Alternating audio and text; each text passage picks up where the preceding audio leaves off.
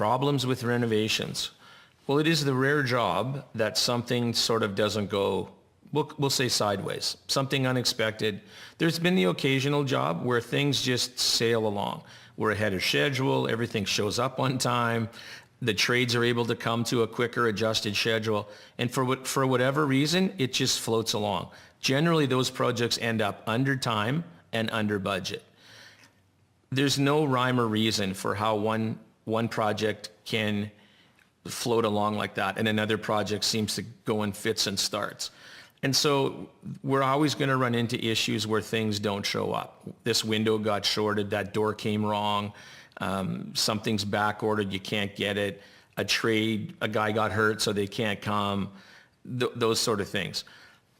So when those sort of things happen on a renovation project, communication is the key, and that's where your lead carpenter and your project manager are going to keep you abreast of what's going on and keep you informed about those things. When you start digging, say we're putting an addition on the side of your house and we excavate and we find out that there's a big rock in the way, or we hit an old septic field that's not used anymore because your house is on sewer, or there's a spring running through your house. Those sort of things cause us to stop before we can move ahead. And so we have to have a conversation with you about that.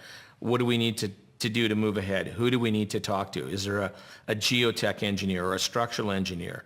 Do we need to talk to someone else? Do we need to talk to the inspector about how we can move that forward? We want to make sure at all times that you are included in those conversations so you are aware of what's going on. And so even in the bad times or when things go wrong, you're not alone. We're with you. We don't just wash our hands about that. We address those things together, and we do our best to get the project back on track and back on budget and back on time. Some cases, in some projects, for whatever reason, it's just not possible.